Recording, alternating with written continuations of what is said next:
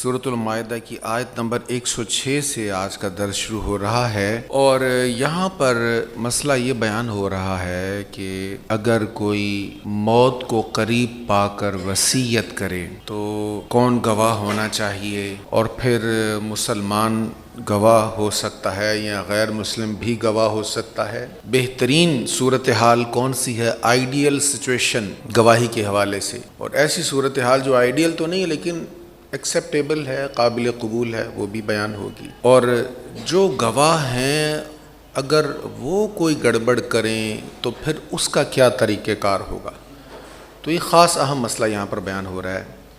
تو مسئلے کی نوعیت تو یہ ہے کہ جب کوئی فوت ہو رہا ہے اور وصیت کر رہا ہے، لیکن چونکہ گواہوں کا ذکر ہے لہٰذا یہ گواہی کا جو اصول ہے یہ اور معاملات میں بھی لاگو ہو سکتا ہے۔ ارشاد ہے، ترجمہ سنیے پہلے۔ ارشاد ہے، اے ایمان والو، جب تم میں سے کسی کو موت کا وقت آ جائے اور وہ وصیت کر رہا ہو تو تمہاری شہادت کا یعنی گواہی کا، شہادت مطلب گواہی، تو تمہاری شہادت کا گواہی کا نصاب یہ ہے، طریقہ یہ ہے کہ تم میں سے 2 نیک آدمی گواہ ہوں، اور اگر تم زمین میں سفر کر رہے ہو اور تم میں سے کسی کو موت آ پہنچے تو غیروں میں سے ہی 2 شخص گواہ ہوں۔ اگر تمہیں ان پر شک ہو تو تم ان دونوں گواہوں کو نماز کے بعد روک لو، وہ اللہ کی قسمیں کھا کر کہیں کہ ہم کسی فائدہ کی وجہ سے اس قسم کے عوض کوئی مال نہیں لیں گے، اور خواہ قریبی رشتہ دار ہوں ہم ان کی رعایت نہیں کریں گے، اور ہم اللہ کی گواہی نہیں چھپائیں گے ورنہ ہم سخت گناہ گاروں میں شمار ہوں گے۔ مسئلہ یہ بیان ہوا، اگر کوئی بندہ دیکھے کہ موت قریب ہے، موت کے آثار اس کو نظر آ رہے ہیں، کوئی مرض ایسا ہو گیا ڈاکٹروں نے کہہ دیا بس اب بچنے کے چانس نہیں ہے، اب تمہارے پاس مہینہ 2 مہینے۔ دیکھیں حقیقی علم تو اللہ کے پاس ہوتا ہے، لیکن ڈاکٹروں کی جو ہوتی ہے پیش گوئی حالات کو پیش نظر رکھ کر وہ بھی کسی حد تک درست ہو جاتی ہوتی ہے۔ تو اگر ڈاکٹرز کہہ دیں کہ آپ کے بچنے کے چانسز نہیں ہیں، یا خود انسان کو بھی محسوس ہونے لگ جائے کہ اب میں بچوں گا نہیں، تو اب اس کو وصیت کر دینی چاہیے۔ اس کے علاوہ بھی میں پہلے بھی عرض کر چکا ہوں، اگر ہم پر کسی کا حق ہے تو ہمیں ضرور وصیت کرنی چاہیے۔ ہمارے ہاں وصیت کا مسئلہ جب ڈسکس ہوتا ہے نا، شوہر اگر کہے تو بیوی کہتی چھوڑیں ایسی باتیں نہ کریں، بھائی بھائی کے سامنے بات کرے، اولاد کے سامنے باپ بات کرے تو سب کہنے جی ہم تو آپ کے جینے کی دعائیں مانگتے ہیں۔ تو سب باتیں درست ہیں، لیکن وصیت کرنے کا مطلب یہ نہیں کہ وصیت کریں گے تو بندہ پہلے مر جائے گا، بہت تو اپنے وقت پر ہی آنی ہے، لیکن وصیت کرنی چاہیے، خصوصاً جب ایسے معاملات جن کا دوسروں کو نہیں پتہ، پھر ضرور وصیت کرنی چاہیے۔ تو یہاں مسئلہ یہ بیان ہو رہا ہے، ایک بندہ وصیت کر رہا ہے، تو جب وہ وصیت کر رہا ہے تو پھر تم میں سے 2 گواہ ہونے چاہیے، گواہ بھی ایسے ذوا عدل، جو عدل کرنے والے ہوں، جو صحیح شرعی طور پر عادل ہوں۔ ایسا نہ ہو جو بندہ ہو ہی جھوٹا ہے، جس کے بارے میں مشہور ہے بندہ جھوٹا ہے، دھوکہ باز ہے، یا دھوکے باز تو نہیں ہے، جھوٹا تو نہیں ہے، لیکن اس کی یادداشت ایسی نہیں کہ بات کو صحیح طرح آگے پہنچا سکے، تو پھر وہ عدل نہیں ہے۔ ایک بندے کو بھولنے کا مرض ہے، صبح جو بات ہوئی شام کو بھول گئی، شام کو جو بات ہوئی صبح بھول گئی، تو وہ بھی عادل نہیں ہے۔ تو عدل کا جو اصول ہے اس کے مطابق 2 بندے ہونے چاہیے، تم میں سے وہ گواہی دیں گے کہ اس نے یہ گواہی دی تھی، اس نے ایسے ایسے کہا تھا۔ ہاں اگر اپنوں میں سے نہیں ہیں، غیروں میں سے ہیں، تو یہ بھی قابل قبول ہے، ہونے اپنوں میں سے ہی چاہیے۔ اب اپنوں اور غیروں سے مطلب اپنے قبیلے کے، اپنے خاندان کے، یا دوسرے قبیلے کے دوسرے خاندان کے بھی مراد لیا ہے، لیکن زیادہ صحیح تفسیر یہ ہے کہ اپنوں سے مراد مسلمان اور غیروں سے مراد کفار۔ تو اگر کوئی مسلمان میسر نہیں ہے، سفر میں ہے کوئی بندہ، حالت سفر میں، اب وہاں مسلمان کوئی نہیں اس کو ملا، تو کافر ہی ہیں، تو کافروں کو ہی گواہ بنا دے کہ بھئی یہ میری چیز فلاں کی ہے، یہ اس تک پہنچا دینا، یا فلاں کے بارے میں یہ وصیت کر رہا ہوں۔ یہ ضابطہ بیان ہوا ہے، اور پھر فرمایا کہ وہ جو گواہی دینے والے 2 ہیں، اپنے ہوں یا پرائے ہوں، اگر تمہیں ان میں شک ہے کہ گواہی صحیح نہیں دے رہے تو پھر ان سے قسم لو۔ اگر شک ہے، ان ارتبتم، اگر تمہیں اس پر شک ہے تو پھر تم ان سے قسم لو۔ قسم کب لینی ہے؟ نماز کے بعد، من بعد الصلاۃ، نماز کے بعد، جب لوگ موجود ہوں، جماعت ہے، لوگ ہیں، اب جماعت کے بعد لوگوں کے سامنے ان سے قسم لو، اور وہ قسم اٹھائیں گے اللہ کی قسم اٹھا کر وہ کیا کہیں گے کہ ہم اللہ کی قسم اٹھاتے ہیں، ہم جو گواہی دے رہے ہیں یا جو گواہی دیں گے اس میں ہم اپنا کوئی ذاتی فائدہ نہیں پیش نظر رکھیں گے۔ ہمارے کسی عزیز کو اگر سچی گواہی دینے سے نقصان پہنچ رہا ہے تو ہم اس کی پرواہ نہیں کریں گے، اور ہم کسی کی کوئی رعایت نہیں کریں گے۔ جو حق سچ ہے اللہ کی قسم اٹھا کر کہتے ہیں ہم وہی کہیں گے۔ فرمائیے ان سے تم نے گواہی لینی ہے، اور ساتھ وہ یہ بھی کہیں کہ اگر ہم گواہی چھپائیں، حق بات کو چھپائیں، غلط بات کہیں تو پھر ہم سخت گنہگار ہوں گے۔ اذا لمن الآثمین، ہم ضرور سخت گنہگار ہوں گے۔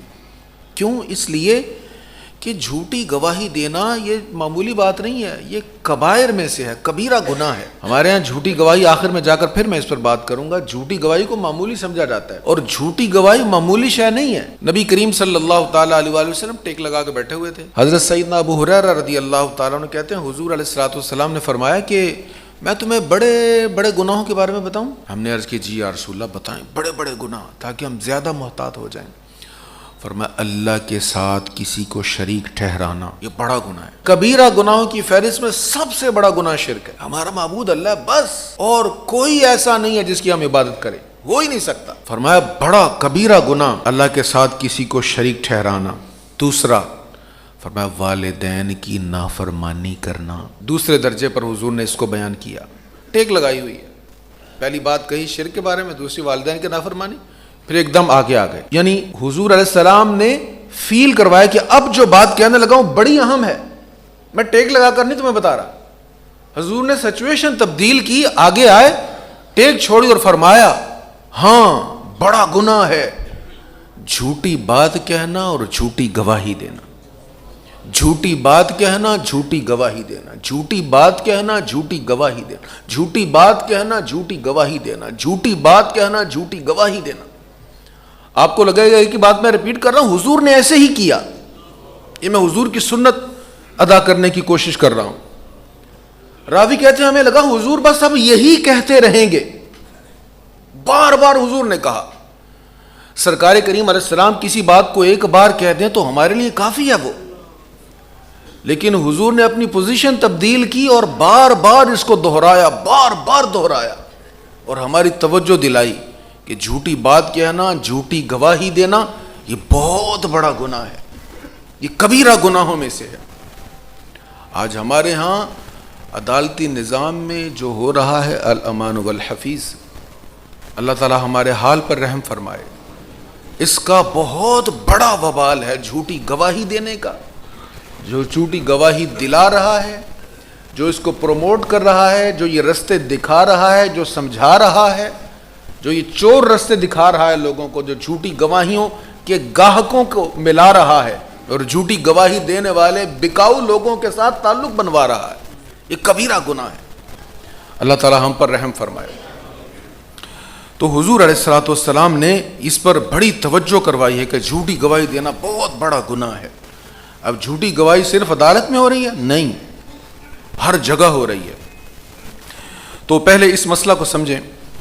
تو پہلی صورت یہ ہے کہ اگر کوئی آثار موت دیکھ رہا ہے، وہ وصیت کر رہا ہے، تو اس کو چاہیے کہ اپنوں میں سے، مسلمانوں میں سے ہی دو گواہ وہ بنائے۔ کس چیز پر گواہ؟ کہ بھی میری یہ جو مال ہے یا میری جو کوئی چیز ہے یہ فلاں کو دینی ہے۔ اور آپ کو یاد ہوگا سورہ بقرہ میں ہم پڑھ چکے ہیں کہ وصیت جو ہوتی ہے نا وہ ان لمیٹڈ نہیں ہے۔ مرنے والے کو اپنے پورے مال کا اختیار نہیں ہے، اپنے سارے مال کی وصیت نہیں کر سکتا، کیونکہ شریعت نے حصے داروں کے حصے مقرر کر دیے ہوئے ہیں۔ اب وہ اپنے محدود مال میں سے وصیت کر سکتا ہے۔ کسی کو یاد ہے کتنے مال میں سے وصیت ہو سکتی؟ کسی کو اگر یاد ہو؟ جی 33%، ماشاءاللہ صحیح جواب دیا۔ 33% مال میں سے 100 روپیہ ہے تو 33 روپے کی وصیت کر سکتا ہے، وہ بھی قرض کی ادائیگی کے بعد۔ اگر اس کے ذمہ قرض ہے تو قرض کی ادائیگی کے بعد جو مال بچ رہا ہے اس میں سے 33 پرسنٹ جو ہے 33% جو ہے اس میں سے اگر اس کی وصیت پوری کی جا سکتی ہے تو کی جائے گی. اگر وہ اس سے زیادہ مال کی وصیت کر رہا ہے تو زیادہ مال اس کی وصیت پر خرچ نہیں کیا جائے گا بلکہ حصے داروں کو ان کا حصہ دیا جائے گا. اور پھر میں ایک بات دہرا دوں, یہ بھی ہم پڑھ چکے ہیں کہ جن جن حصے داروں کے حصے شریعت نے مقرر کر دیے اس میں کمی زیادتی نہیں ہو سکتی. جس کا جو حصہ قرآن نے مقرر کر دیا, سورۃ النساء میں یوصیکم اللہ فی اولادکم, اس رکوع میں ہم پڑھ چکے ہیں. تو جس کے جو حصوں کو قرآن کریم نے مقرر کر دیا ہے اس میں ہم ترمیم نہیں کر سکتے. اور جو 33% ہے اس میں سے وصیت ان کے لیے کی جائے گی جو شریعت کے مطابق ہمارے حصے دار نہیں ہیں, جن کو اصحاب فروض کہا جاتا ہے, وہ نہیں ہیں. ان کو وصیت کی جا سکتی ہے کسی ادارے کے لیے, کسی دینی کام کے لیے, کسی دوست کے لیے, کسی غریب کے لیے جو ہمارے ورثاء میں سے نہیں, اس کے لیے وصیت کی جا سکتی ہے. اب وہ جو وصیت کرنی ہے, کسی نے کوئی مال دینا تھا کسی کو, یا کوئی معاملہ تھا, کوئی لین دین کا معاملہ تھا, اس کے لیے اگر کوئی مرتے وقت گواہ بناتا ہے تو گواہ چاہیے کہ 2 مسلمان ہوں. اگر مسلمان نہیں میسر تو کفار میں سے جو میسر ہیں, حالت سفر میں موت آ گئی, ایک دم آثار موت اس کو نظر آ گئے, تو انہی کو وہ گواہ بنا دے. جن کو گواہ بنایا گیا ہے ان 2 گواہوں پر اگر ورثاء کو شک ہے کہ یہ گواہی صحیح نہیں دے رہے یا گڑبڑ کر رہے ہیں تو پھر ان کو نماز کے بعد روک لیا جائے. جب نمازی موجود ہوں ان کے سامنے ان سے قسم لی جائے کہ بھئی یہ جو تم نے گواہی دی ہے, یہ جو تم گواہی دے رہے ہو, یہ تم صحیح گواہی دے رہے ہو. وہ قسم اٹھائیں اور کہیں کہ ہم اپنی اس قسم سے نہ خود کوئی فائدہ لے رہے ہیں اور نہ اپنے کسی عزیز کو کوئی فائدہ پہنچا رہے ہیں, جو حق ہے وہی بیان کر رہے ہیں. اگر حق کے خلاف ہم کریں گے تو ہم ضرور گنہگار ہوں گے. تو یہ طریقہ کار ہے گواہی کا. اچھا, یہ سب کچھ انہوں نے کہہ دیا, لیکن ورثاء کو پتہ چلا کہ گواہی پھر بھی یہ جھوٹی دے کر گئے. اب اس کا علاج کیا ہے وہ اگلی آیت میں بیان ہو رہا ہے. یہ ایک واقعہ ہوا بھی, بنو سہم قبیلہ تھا, اس کے ایک مسلمان تھے, صحابی تھے. وہ سفر کر رہے تھے, دوران سفر ان کے 2 شریک سفر جو تھے وہ کرسچن تھے. اب انہوں نے اپنا کچھ سامان وغیرہ ان کو دے دیا, کہا یہ میرے گھر والوں تک پہنچا دینا. اب انہوں نے آ کر گواہی دی کہ یہی کچھ سامان تھا جو ہم نے آپ تک پہنچا دیا, اس کے علاوہ اور کوئی چیز نہیں ہے. گھر والوں کو پتا تھا کہ اس کے سامان میں ایک چاندی کا قیمتی پیالہ بھی تھا اور وہ سونے سے منقش تھا. تو اس کے سامان میں سب سے قیمتی چیز تو وہ تھی, وہ جو سامی تھا اس کے سامان میں. تو گھر والوں نے نبی پاک علیہ السلام کی بارگاہ میں پیش کر دیا کیس. ان سے قسم لی گئی تو انہوں نے قسم بھی اٹھا لی کہ ہم تو قسم اٹھاتے ہیں کہ ایسا کچھ نہیں تھا, ہمیں تو وہ ملا ہی نہیں. اچھا, ہوا ایسا کہ انہوں نے اس ظاہرہ پیالے کو کہیں سیل کیا تھا. وہ سیل جہاں پہ کیا تھا وہ مکہ شریف میں پہنچ گیا. وہاں سے جب انہوں نے تفتیش کی بھئی کہاں سے لیا, تو پتہ کرتے کرتے وہ بات ان تک پہنچ گئی, یعنی کھرا چور تک پہنچ گیا. اب پھر ان کو بارگاہ میں پیش کر دیا گیا. اب یہ جو ورثاء ہے نا, یہ قسم اٹھا رہے ہیں حضور کی بارگاہ میں, سرکار ہم قسم اٹھاتے ہیں یہ پیالہ ہمارے اسی فوت ہونے والے کا ہے, اور ہم قسم اٹھاتے ہیں یہ جو کہتے ہیں نا کہ پیالہ ہمارے پاس نہیں تھا, یہ جھوٹ بول رہے ہیں. تو یہ سارا واقعہ ہوا. تو پھر وہ سہمی مسلمان جو فوت ہوا تھا اس کے ورثاء کے حق میں فیصلہ ہو گیا اور اسی وقت یہ آیات نازل ہو گئیں. اچھا, پہلی چیز کیا تھی اس آیت میں, آیت نمبر 106 میں, کہ گواہی یا تو مسلمانوں سے گواہ بنا لیے جائیں, اگر مسلمان نہیں تو کفار بھی ہوں تو پھر کچھ نہ ہونے سے کچھ ہونا بہتر, ان کو گواہ بنا لیا جائے. پھر گواہی دینے والوں سے اگر خدشہ ہو جھوٹ بول رہے ہیں پھر ان سے قسم لی جائے, اور اگر پھر یہ کنفرم ہو ورثاء کو کہ انہوں نے جھوٹی قسم اٹھائی ہے تو پھر کیا کیا جائے.